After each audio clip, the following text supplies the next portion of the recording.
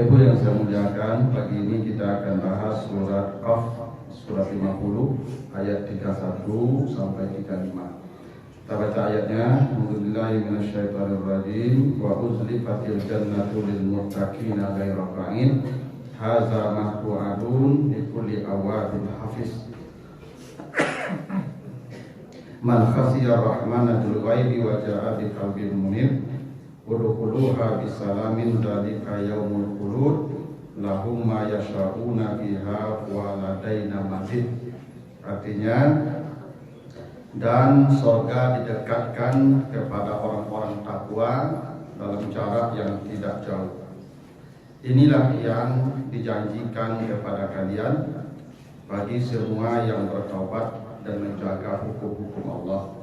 Dan siapa yang takut kepada Tuhan dalam keadaan sepi dan dia datang menghadap Tuhan dengan hati yang bertaubat, masuklah kamu ke dalamnya dengan damai.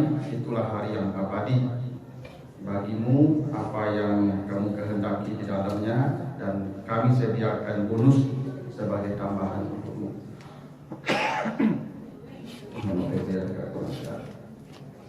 Ayat ini Bapak Ibu menjelaskan tentang surga dan para penghuninya, yang tentu saja surga itu harapan kita, tujuan kita. Karena kata Allah, ya ayyatuhan nafsul mutmainnah irji'i ila rabbiki radiyatan mardiyah wadkhuli fi ibadi wadkhuli jannati. Semua kita berharap nanti Allah berkata kepada kita, pulanglah kamu menghadap Tuhan dan masuklah kamu bersama hamba-hambaku ke dalam surgaku. Semua kita menginginkan itu. Dan ini ayat, salah satu ayat yang menggambarkan tentang keadaan surga dan para penghuninya. Kata Allah, dan surga itu didekatkan bagi orang-orang takwa. Jadi surga itu kata Allah didekatkan.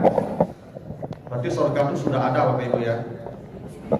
Kalau Bapak Ibu tanya di mana surga itu adanya, surga itu adanya di langit. Itu disebutkan di surat An-Najm. Kata Allah, laqad ra'ahu nazlatan ukhra inda sidratil muntaha indaha jannatul ma'wa. Jadi Nabi Muhammad pernah hadir datang ke Sidratul Muntaha. Di Sidratul Muntaha itu ada di sampingnya surga Jannatul Ma'wa. Jadi surga itu sudah ada, sudah disiapkan Allah. Tinggal kita nanti akan masuk. Nah kata Allah, untuk orang takwa, surga itu didekatkan Allah kepada mereka. Jadi nanti surga itu yang mendekat kepada kita. Boleh jadi surganya yang didekatkan, boleh jadi cara kita ke sana dalam cara yang sangat cepat. Bapak Ibu kalau baca surat Al-Hadid ayat 12-13, kata Allah, yauma yas'a yauma taral mu'minin wal mu'minat yas'a nuruhum baina aydihim wa bi aymanihim. Pada hari itu kata Allah, engkau lihat orang-orang beriman mendatangi surga, mereka melewati sirat dengan kecepatan cahaya. Jadi nanti Bapak Ibu, kita akan menuju surga melewati sirat. Ada satu titian yang dibentangkan Allah di atas jahanam, dan titian itu sangat panjang, sangat halus. Yang panjangnya kata Nabi perjalanan 21.000 tahun. Tapi orang beriman akan melewati sirat itu dalam kecepatan tinggi, dengan kecepatan cahaya. Dan itu disebut Allah begitu, terang dengan kecepatan cahaya. Cahaya itu kecepatannya Bapak Ibu 3 kali 10 pangkat 8 meter per detik. Artinya 300.000 kilo per detik. Jadi kalaupun jaraknya jauh, dengan kecepatan begitu cepat sampainya. Boleh jadi itu maksud surga didekatkan untuk orang takwa. Dan Bapak Ibu, salah satu hadis yang menjelaskan tentang bagaimana cepatnya kita melewati surga, melewati sirat itu, hadis Ibnu Majah. Kata Nabi, basyiril masya'ina fi zulmi ilal masajid bin nurit tam yaumal qiyamah. Berikan kabar gembira mereka yang berjalan ke masjid dalam kegelapan malam menuju masjid untuk subuh berjamaah, mereka lah yang mendapat cahaya paling terang melewati sirat. Jadi kalau Bapak Ibu bertanya, siapa yang paling cepat melewati sirat? Kata Nabi, yang berjalan ke masjid untuk salat subuh berjamaah. Itu kenapa orang munafik, kata Allah di surat Al-Hadid ayat 13 itu, yauma yaqulul munafiqun wal munafiqat lillazina amanu unzuruna naktabis min nurikum. Orang munafik itu berjalan melewati sirat dalam kegelapan, sangat gelap. Kenapa orang munafik gelap melewati sirat? Karena kata Nabi, asqalus salati alal munafikin suhudul atama was subuh. Salat yang paling berat bagi orang munafik itu subuh berjamaah. Jadi subuh berjamaah itu salat yang paling berat bagi orang munafik. Tidak ada salat yang paling berat bagi orang munafik kecuali subuh berjamaah. Kenapa? Karena orang munafik itu kalau beribadah yuraunan nas. Mereka kalau tidak nampak oleh orang, mereka tidak bisa beribadah, malas beribadah. Subuh itu dulu gelap gulita, tidak ada penerang, orang tidur. Kalau ada orang datang ke masjid berjalan dalam kegelapan itu untuk salat subuh, itulah yang mukmin sejati. Yang tidak datang itulah yang munafik. Jadi dulu gampang saja membedakan orang beriman dan orang munafik itu, Ibu. Yang datang subuh ke masjid mukmin, yang tidak datang munafik. Itu bedanya orang munafik dan orang beriman. Subuh berjamaah, Nabi sebut begitu. Ya, tapi Bapak Ibu jangan salah paham pula. Aku retong-retong, aku sudah subuh, aku sangkam, aku munafik, saya satu itu ya.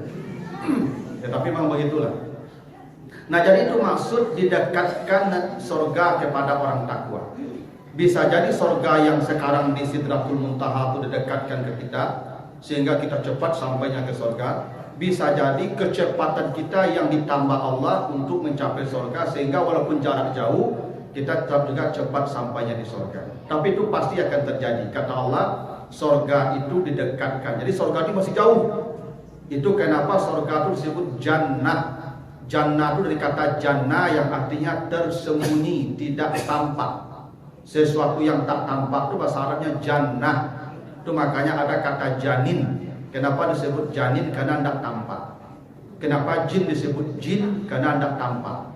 Kenapa orang gila disebut junun atau majnun? Karena hilang kemanusiaannya, tidak tampak dia manusia. Hidupnya seperti hewan. Itu kenapa orang gila disebut majnun. Nah, jadi jannah kenapa disebut jannah? Karena belum tampak, masih tersembunyi, jauh, masih jauh. Nanti pada waktunya kata Allah akan didekatkan kepada orang takwa. Haza ma tu'adun, inilah yang dijanjikan Allah. Bapak Ibu, kita beribadah sekarang. Bapak Ibu sholat berjamaah, puasa, tahajud, i'tikaf. Sebenarnya untuk apa itu semua? Pasti kita ingin dapat ini, janji Allah. Memang Allah menjanjikan satu kehidupan yang sempurna. Yang kehidupan tidak ada mati lagi, tidak ada sakit lagi, tidak ada tua lagi, tidak ada lapar lagi, tidak ada payah lagi. Itu yang disebut kehidupan yang sempurna. Itu kenapa Bapak Ibu kalau mati, begitu mati disebut wafat. Karena wafat itu artinya sempurna. Wallahu yatawaffal anfusa hina mautiha. Allah mewafatkan manusia ketika matinya. Jadi ada orang mati saja tidak wafat, tapi ada orang mati wafat. Tidak semua orang mati wafat, tapi orang wafat pasti mati. Kenapa begitu? Karena mati itu semua merasakan, hingga malaikat kalau wafat untuk orang tertentu. Apa itu wafat? Wafat itu artinya sempurna, dari kata wafat. Dengan kematian itu manusia menjadi sempurna. Bagaimana sempurnanya? Tidak ada lagi sakit, tidak ada lagi payah, tidak ada lagi tua. Ibu bapak di dunia ini tidak sempurna. Kenapa? Makin hari makin tua, makin hari makin tidak enak dipandang. Ibu-ibu yang lah 60, lebih baca minjelai. Ada kena cari le awak pula takui menjadi awak kadang-kadang. Tapi ketika ABG dulu, dia sebandar saya bakal cuana. Memang begitu dunia. Tidak ada orang makin tua makin cantik makin gagah, tidak ada. Makin tua tu makin berkurang dan pada akhirnya dia kembali ke bentuk yang paling rendah. Itulah dunia. Tapi surga tidak. Maka disebut kehidupan yang sempurna. Wa inna daral akhirah lahiyah al hayawan. Itu janji Allah. dan kita ingin janji Allah itu kita dapatkan. Makanya kata Allah, ini yang dulu saya janjikan. Jadi Bapak Ibu, salat sekarang, ibadah tidak ada di dunia, balasannya nanti di akhirat. Karena itu Bapak Ibu, jangan menghubungkan dunia orang dengan ibadahnya. Jangan pernah. Cuma rajin ke masjidnya tuh, batu tuh apa tuh ke masjid cari itu payahnya. Tidak. Apa yang Bapak Ibu lakukan dari kebaikan-kebaikan di sini tidak akan dibalas di sini. Yang dunia hanya kita terima sesuai janji Allah dulu. Wafis sama iris kukum wa adun, di langit sebelum kita diciptakan Allah sudah ada janji kita. Sudah ada rezeki kita berapa. Tidak akan berkurang karena pandai mencari, tidak akan bertambah karena pandai mencari, tidak akan berkurang karena bodoh mencari. Rezeki kita pas sebanyak yang dicatatkan Allah. Tidak ada hubungan dengan ibadah. Kalau keberkahan rezeki benar karena ibadah, tapi jumlah tidak ada hubungannya. Jangan dihubung-hubungkan Bapak Ibu ya. Kalau ibadah menjadi penentu jumlah rezeki, para nabi harusnya kaya-kaya. Tapi para nabi hidupnya tidak ada yang kaya, kecuali Nabi Daud dan Nabi Sulaiman itu pun diuji oleh Allah dengan kekayaan. Makanya Bapak Ibu, jangan hubungkan dunia dengan ibadah orang. Karena kata Allah, janji-janji Allah ini saatnya ketika surga sudah didekatkan kepada kita. Bapak Ibu, dunia ini tidak akan cukup menampung amal, balasan amal. Coba Bapak Ibu yang salat sunat tadi setelah azan subuh, apa kata Nabi? Rak'atul fajri khairu minad dunya wa ma fiha. Siapa yang salat 2 rakaat setelah azan subuh di waktu fajar, maka dia telah mendapatkan nilai kebaikan melebihi dunia dan seisinya. Lebih dari dunia dan isinya. Andai cash yang tadi, cash dikasihkan ke masing-masing kita, mau ditempatkan di mana? Dunia aku kadangnya, masing-masing orang lebih dari dunia dan isinya. Kok diagen ke masing-masing awak yang pagi tadi kuat baca kat tampik apa? Dan lagi puluh sibuk umur sudah. Dan jadi lu beribadah lebih. Maka janji Allah tidak di sini nanti.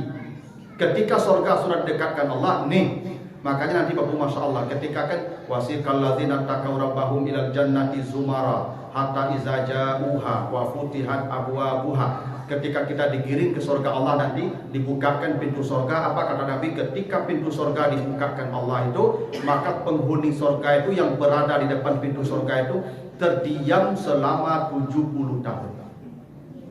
Bapak Ibu nanti kalau dibuka surga itu, pintu sudah buka baru itu tangamo 70 tahun mengamo saja. Jadi lagi surga saya Pak. Memang begitu. Karena surga itu mala ainun ra'at, tidak pernah mata bisa memandang indahnya. Wala uzunun sami'at, tidak pernah telinga bisa mendengar ceritanya.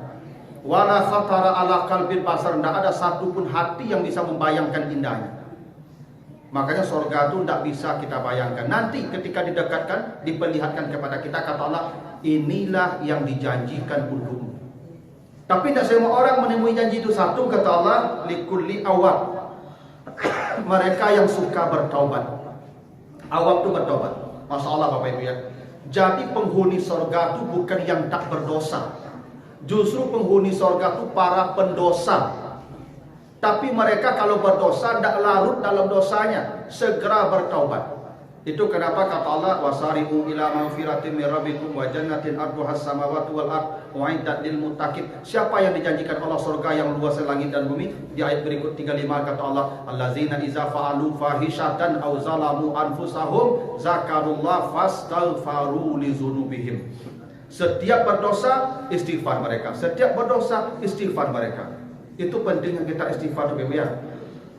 Makanya Nabi Muhammad, beliau dalam hadis sahih menjelaskan, saya ini punya rasa malas. Nabi itu manusia, punya rasa malas.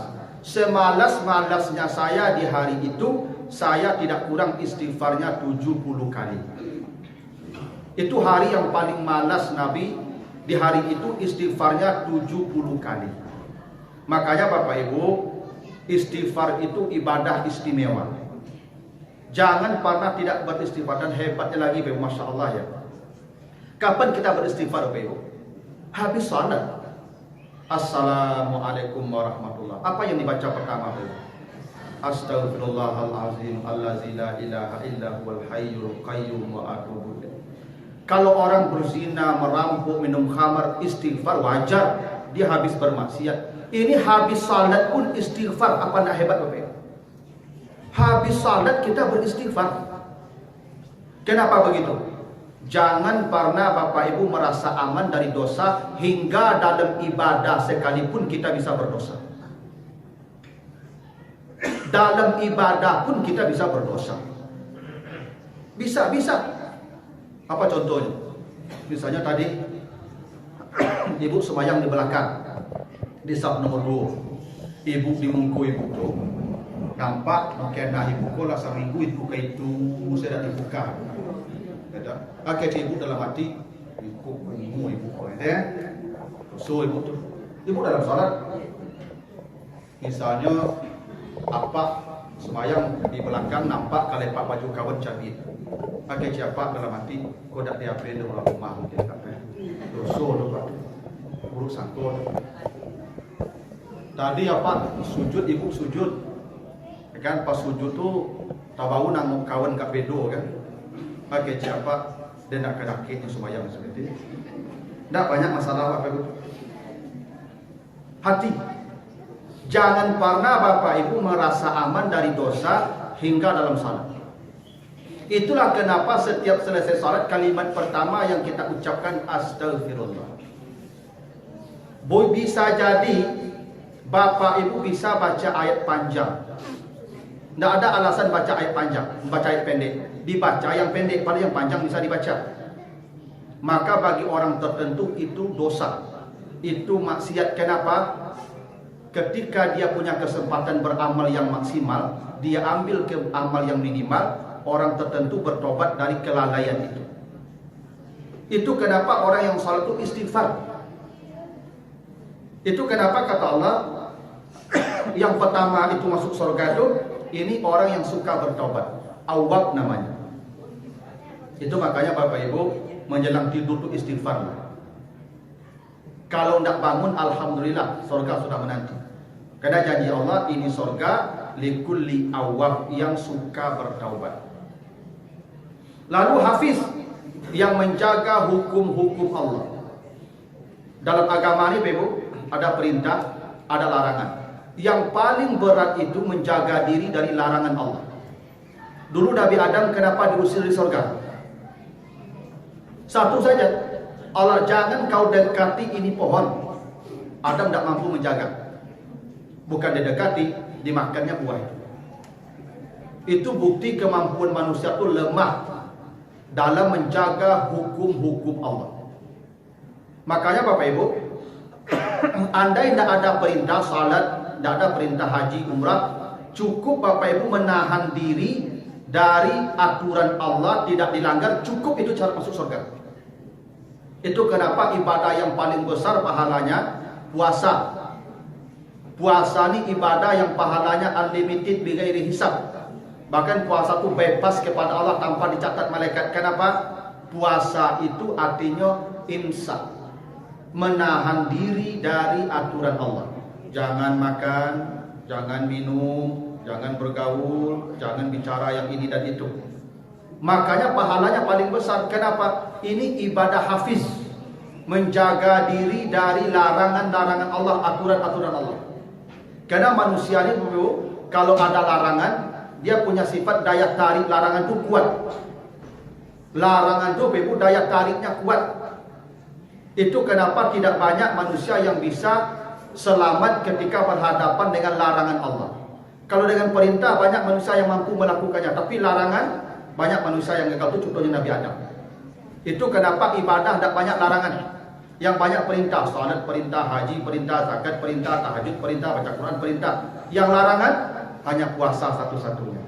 Makanya janji Allah, kalau engkau mampu menjaga diri dari larangan Allah, nih surga untukmu, hafiz namanya, yang menjaga diri dari aturan Allah. Lalu man khasiyar rahman bil ghaib, siapa yang takut kepada Allah ketika sendiri. Masalah Bapak Ibu ya, banyak orang taat ketika bersama, banyak orang saleh ketika berjamaah. Kayak kita sekarang ini Bapak Ibu, saleh. Kenapa kita saleh? Dalam jamaah.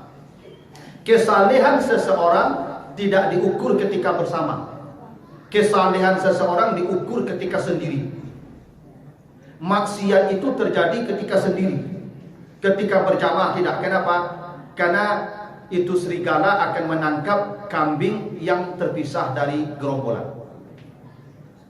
Manusia ketika sendiri, itulah setan menangkapnya. Makanya kemaksiatan itu ketika sendiri. Ketika bersama semua orang saleh.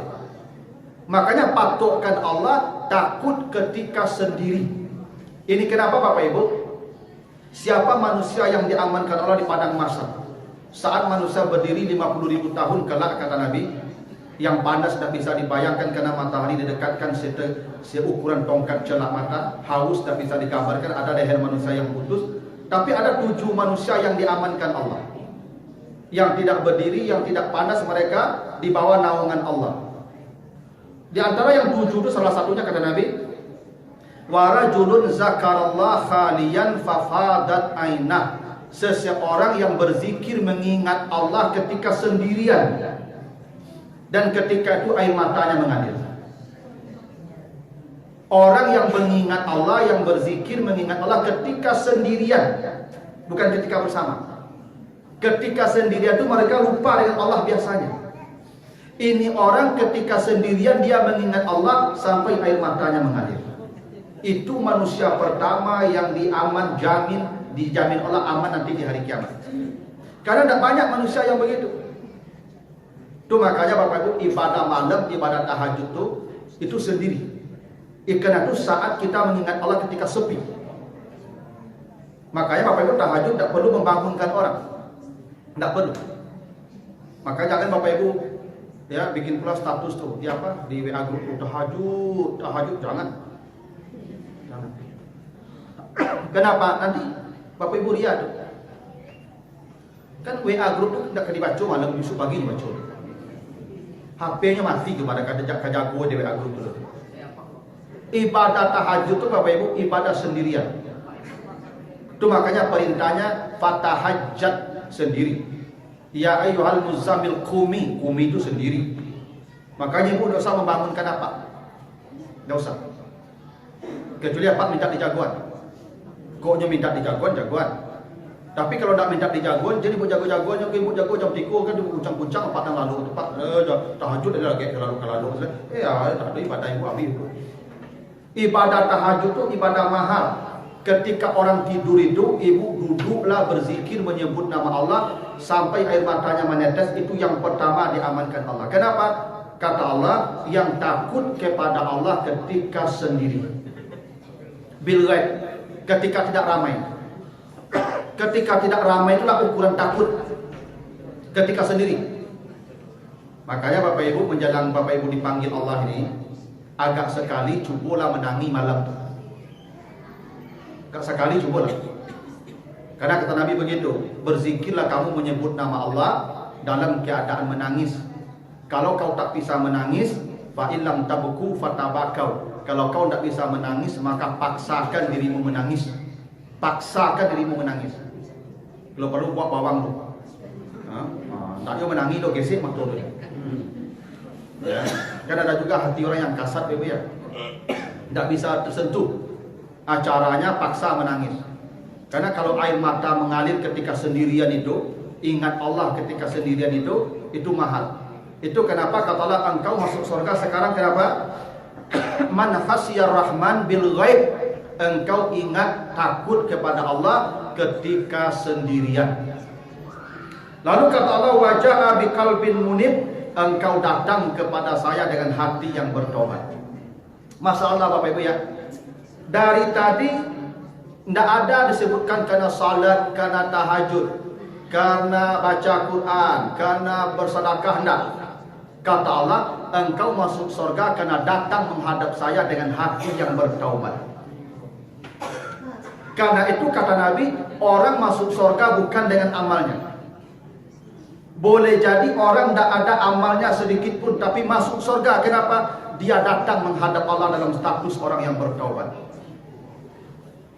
Makanya Bapak Ibu ada hadis Bukhari menjelaskan. Kata Nabi dulu ada orang pernah membunuh 100 orang. 100 orang dia sudah bunuh. Dan dia ingin bertaubat. Lalu dia mendatangi majelis. untuk bertanya ke guru yang di sana, ada tidak pintu taubat untuknya karena sudah membunuh 100 orang. Apa yang terjadi? Di tengah jalan dia mati. Di tengah jalan mati, belum sampai ke tempat pengajian, mati. Fakta samat malaikatul rahmah wa malaikatul azab. Malaikat ribut. Ini orang ke surga atau neraka? Ribut malaikat. Apa kata Allah? Ukur jarak rumahnya ke majlis. Hitung langkah kakinya. Setelah dihitung langkah kakinya, zada shibran, berlebih sejengkal ke arah majlis. Tidak selangkah, sejengkal. Dia sudah angkat kaki, belum sampai ke tanah, tapi sudah melewati 1 jengkal. Kata Allah, bawa dia ke surga. Kenapa? Dia datang kepada saya munib dalam keadaan bertobat kepada Allah. Itu kenapa Bapak Ibu tidak boleh, Bapak Ibu, setiap hari itu kita tidak bertobat kepada Allah. Tidak boleh. Karena kita pasti bersalah setiap hari. Mana tahu ini terakhir. Makanya kata Nabi begini, iza asbahta fala tantaziril masa. Bila kau berada di pagi hari, jangan menunggu tobat di sore hari. Kalau engkau berada di pagi hari, jangan menunggu tobat di sore hari. Kenapa? Boleh jadi sore hari kau tidak melihat matahari terbenam. Kalau kau berada di sore hari, iza amsaita fala tantaziris sabah. Kalau kau berada di sore hari, jangan tunggu tobat di pagi hari. Kenapa? Belum tentu kau melihat matahari terbit di pagi hari.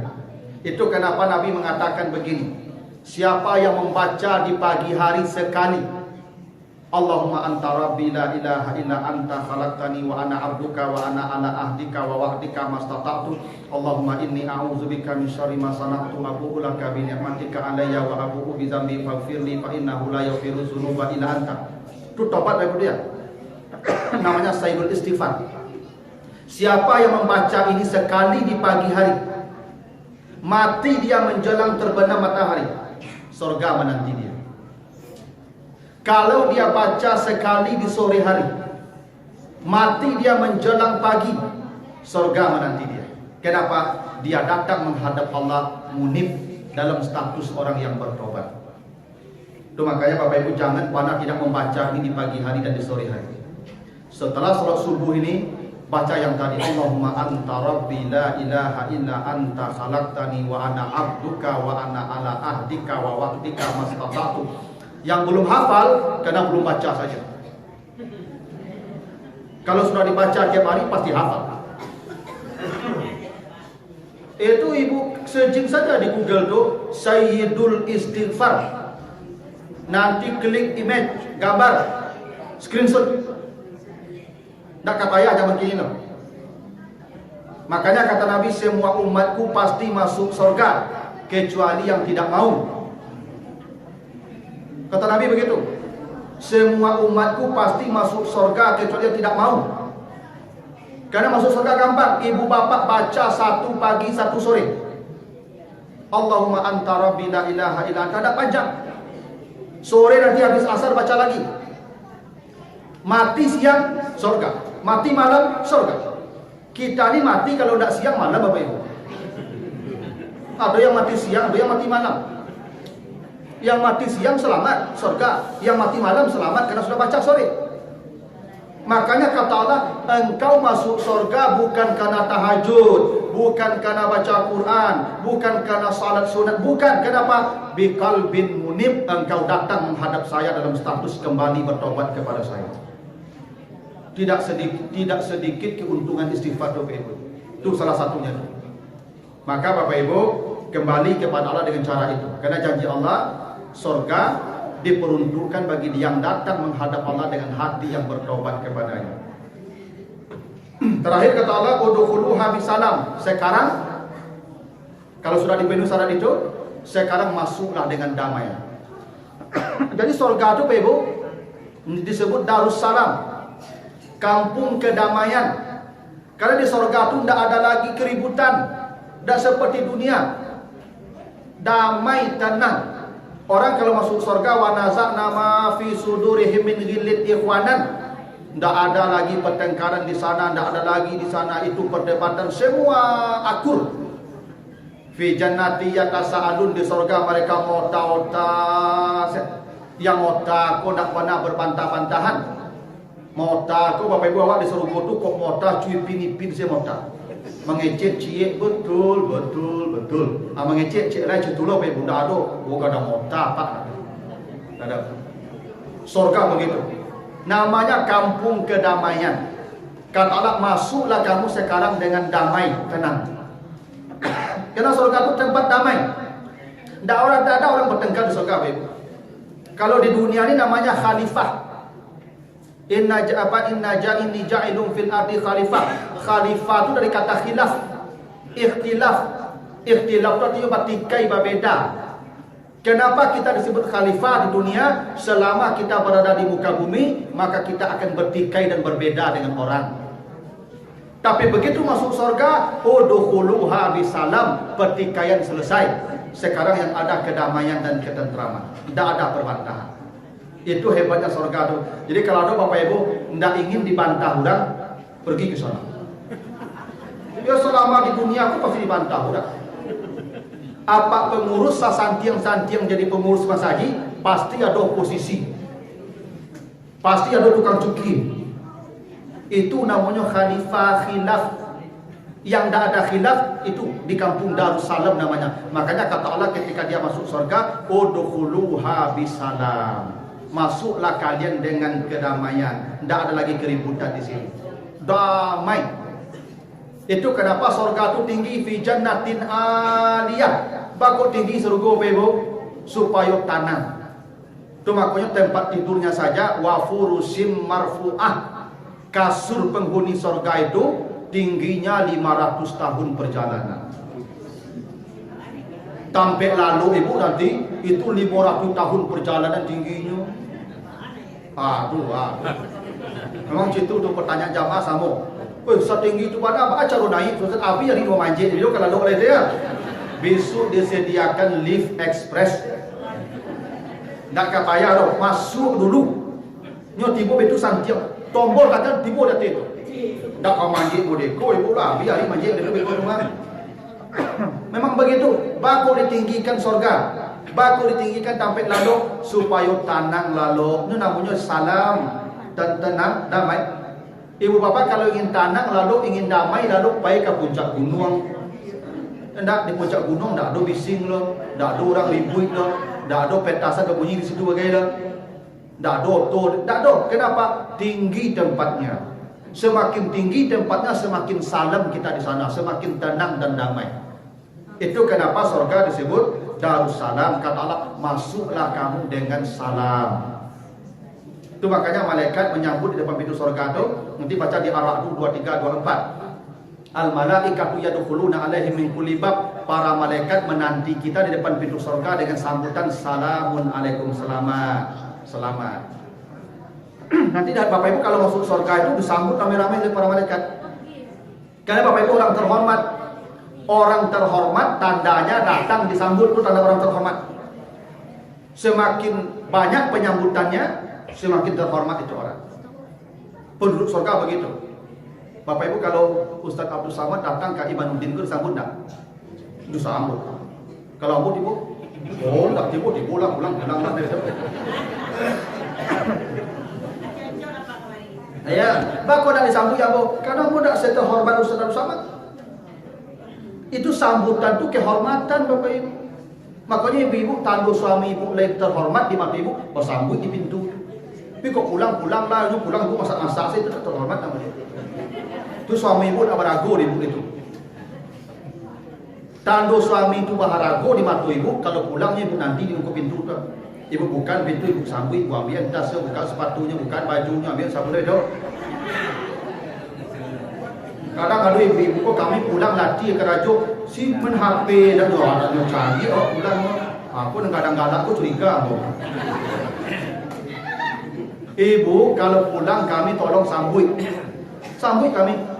Itu tanda ibu menghormati kami. Itu kenapa di depan pintu surga disambut Allah, menyambut malaikat, menyambut selamat masuklah dengan damai. Ya.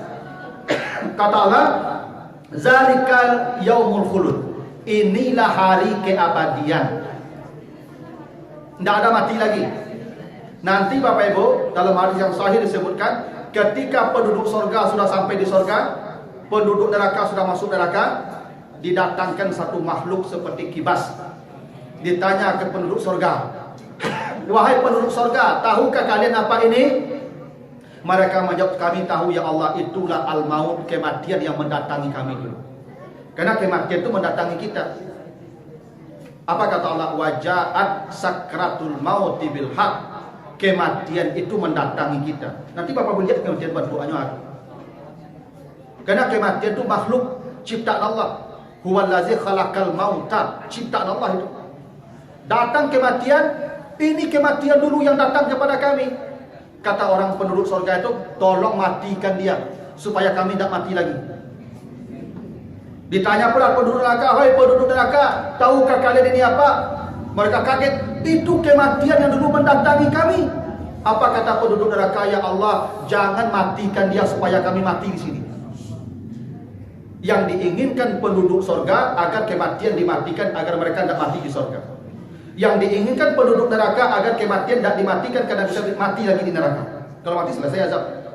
Maka dibawalah antara surga dan neraka dan dibunuhlah kematian itu. Penduduk surga abadi di surga, penduduk neraka abadi dalam neraka. Itu yang disebut yaumal khulud, hari keabadian.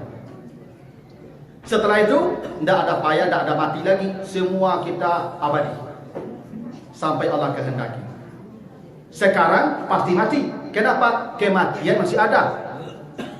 Sesantiang apapun Bapak Ibu mengurus badan, pasti mati. Ibu leka jadi perawatan kulit, tiap hari ke dokter kecantikan, mati di kulit. Maka ibu yang payah-payah mana ke dokter kecantikan tu lain, kan mati jo. Bahkan pipi Bapak Ibu tu, pipi ibu tu yang pertama dimakan ulat belatung. Ibu kalau mati besok, cara memasukkan ibu ke lahat, apa caranya? Dibuka pipi ibu, dah bedo, ditempelkan pipi itu ke tanah. Yang lain dibungkui, pipi ibu ke tanah, letaknya tu mah. Baku pipi ibu balatang ke tanah supaya itu ulat belatung masuk dari siku. Dari siku ulat belatung kemakan pertama, yang dimakan pertama ulat cacing itu pipi ibu yang lancar. Ibu jangan payah-payah tu. Ikolah kalau babadak je, lepas uduk lah, babadak je lah. Apa perintah Nabi? Iza awaita ila firasika falyatawadda wudu'aka lis-shalah. Kalau engkau hendak beranjak ke tempat tidurmu, berwuduklah seperti wuduk salat, tak pamit lah. Berwuduk. Bahkan betul kau mati ibu malam tu tarang wajah ibu ke surga tanpa hisab. Ya. Berwuduk ibu tu leh. Kalau lo tu tak bawa badak panjang je lah. Wuduk leh. Kau mati beko, surga menanti tu. Alhamdulillah. Tapi ibu berwuduk tu sekali je nya. Dah sudah ibu berwuduk tu ibu lalu kena bergolek leh. Kau daya apa lo kata kantik beko aja wuduk je leh. Kan kadang ada aku lagi tua kau. Sudah wuduk lalu kantik dia. Perlu wuduk dia. Kau naik ketika kantik kau wuduk dia balik. Pakai siapa di luar saya kau lalu lah. Lalu buka namanya. Ini kalau lah naik kata kasut tu batal sudahlah. Dah usah ulang wuduk leh. Kalau mati Bapak Ibu, begitu kata Nabi itu. Ada manusia ada ditanya amalnya masuk surga, kenapa? Hurran muhajalin bin asaril wudu, bekas-bekas wudunya yang menempel di wajahnya menjadi cahaya di akhirat. Aduh Bapak ya, zalika yaumul khulud. Lahum ma yasha'una fiha waladaina mazid. Di surga itu semua yang kita inginkan tersedia. Di dunia tidak semua yang kita inginkan tersedia. Kalaupun tersedia yang kita inginkan, tidak semua bisa kita nikmati.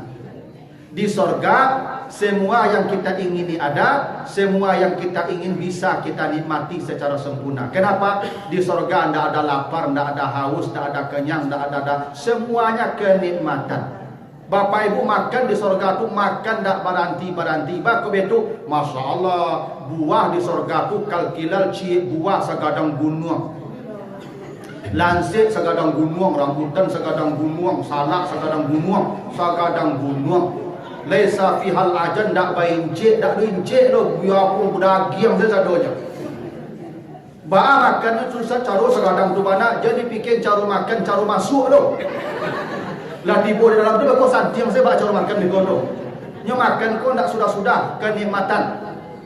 Pindah makan bukan dek pasai bukan dek muak, pindah ingin kenikmatan lain. Waladainal mazid ditambah bonus, ada bonus. Di samping yang dijanjikan Allah ada nanti bonus. Makanya kata Allah apa? Fala ta'lamu nafsun ma ukhfiya lahum min qurrati a'yun. Ada surprise namanya. Di samping janji-janji Allah tadi, ada buah, ada makanan, ada bidadari, ada surga, macam-macam lah. Tapi kata Allah, ada lagi kejutan khusus. Namanya qurrata a'yun. Malaikat pun tak tahu apa itu. Malaikat penjaga surga pun tak tahu apa itu. Ada namanya mazid, bonus di surga itu hanya Allah yang kasih, yang disimpan. La ta'lamu nafsun ma ukhfiya lahum min qurrati a'yun. Tapi ada syarat. Apa syaratnya? Tatajafa junubuhum anil madaji'i yad'una rabbahum khaufan wa tama'a. Di penghujung malam sebelum azan subuh berkumandang, mereka sudah mengangkat lambung mereka di tempat tidur dan mereka berdoa kepada Allah. Itu syarat dapat mazid. Kalau yang lain cukup yang tadi. Cukup yang tadi. Apa? Awwab, hafiz, khasiyar rahman bil ghaib, ya, dan ja'a biqalbin cukup. Tapi untuk dapat mazid dijelaskan di surah As-Sajdah. Kalau sebelum orang azan subuh menjelang pagi datang, dia sudah mengangkat lambung dari tempat tidurnya dan berdoa kepada Allah. Ini Bapak Ibu ya, surga yang digambarkan Allah dan mereka yang akan bertempat di sana sudah Allah gambarkan cirinya, tinggal kita menginisiasi diri kita dengan apa yang digambarkan Allah. Tapi kalau menurut perkiraan saya, Bapak Ibu yang hadir yang duduk sekarang sudah tinggal menunggu mati saja. Ya, kalau dicari bantu yang tadi lah cukup syarat, gitu ya. Nah, kecuali kalau untuk ria itu lain soal. Begitulah Bapak Ibu ya, mudah-mudahan ada manfaatnya. Lebih kurang saya mohon maaf. Assalamualaikum warahmatullahi wabarakatuh.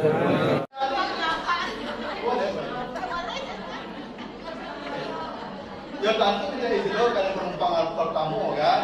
Kau ibu penumpang aja ada. Agak jadi penumpang pertama. Ada salah aja kawan. Kamu kan kalau bisa masuk orang kan kalau masyarakat itu bisa. Tapi dah ibu kalau kita